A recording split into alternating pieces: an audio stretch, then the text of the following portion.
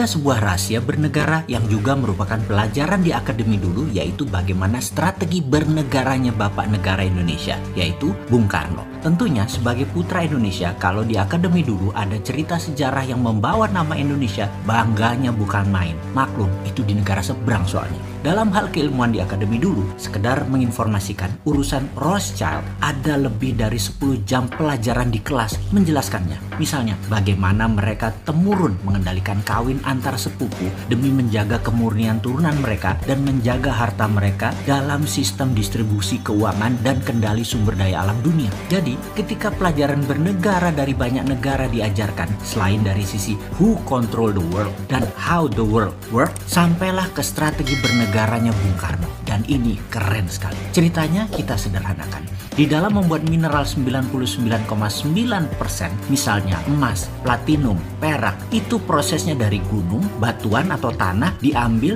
diproses tambang, dimasukkan smelter, di refining, jadilah metal murni. Metal murni dari mineral tambang. Proses membuat 1 kg emas dengan 1 ton emas ya sama saja mata rantainya. Disinilah kejeniusannya Bung Karno dimulai. Dia merasa mengapa harus menunggu mineral metal itu ada dulu baru kita manfaatkan sebagai alat jual beli metal atau alat tawar, dijadikan underlying terbitnya mata uang atau currency. Oleh Bung Karno apa yang dilakukan? Data di gunung, dihitung cost accountingnya, maka diperkirakan misalnya dengan kecepatan 10 tahun nantinya akan dapat 1000 ton emas misalnya. Maka ketimbang nunggu 1000 ton itu ada, rupiah di print saja senilai 1000 ton emas sekarang, di mana modal untuk membuat 1000 ton emas tersebut mulai dari mining proses hingga pemurnian refining katakanlah 30%-nya. Lah, gunungnya gunung sendiri ngapain dibayar? Karena itu harganya cuma 30%. Yang dibayar hanya proses tambang hingga pemurnian saja, karena itu dapatnya cuma 30%.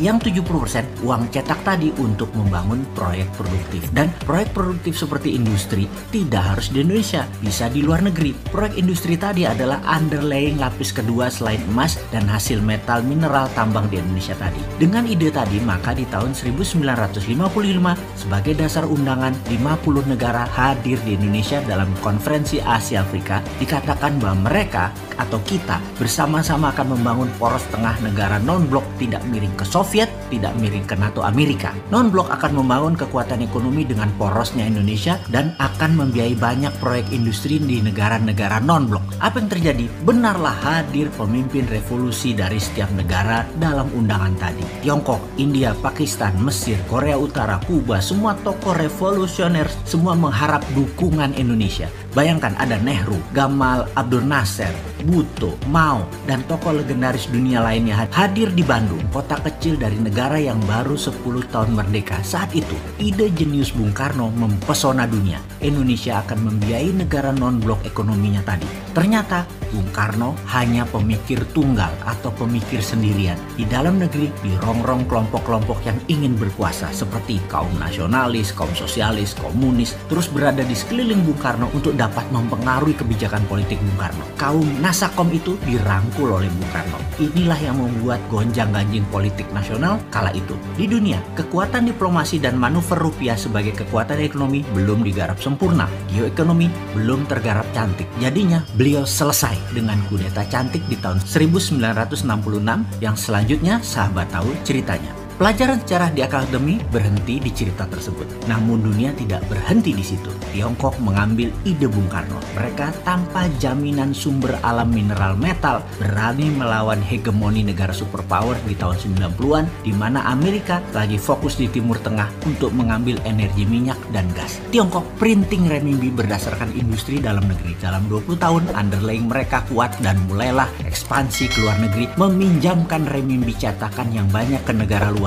dengan nama obor, One Belt, One Road. Lebih sempurna rencana Tiongkok bukan hanya meminjamkan renminbi, tetapi juga teknologi, peralatan permesinan, tenaga kerja, semua harus dari Tiongkok. Sempurna rencana mereka jauh lebih baik daripada rencana awal Bung Karno. Ide Bung Karno jenius, tapi anak cucu dan putra bangsa nggak paham akan geopolitiknya Bung Karno. Strateginya mudah dibaca waktu itu dan mudah dipatahkan karena Bung Karno sendirian. Sekarang, mengapa kita tidak sempurnakan Bukan lagi ide Bung Karno, ide Patih Gajah Mada, ide Tiongkok dengan menggunakan sumber daya alam dan rupiah. Beranikah kita melakukannya? Sekarang kita tidak boleh terjebak obor Tiongkok lagi dan permainan hutang serta bunga IMF Amerika. Kita harus bermain cantik di antara dua kekuatan. Dengan kekuatan mineral road, kita mengingatkan jangan miring ke Amerika, jangan miring ke Tiongkok. Saat ini kita miring ke salah satu sisi. Kita tidak netral lagi. Kita bisa dilihat menyalahi amanah undang-undang sebagai negara netral, negara bebas aktif. Dan informasi ini hanya mengingatkan, gunakan lebih dari satu hati di dalam mengelola negara. Hati-hati.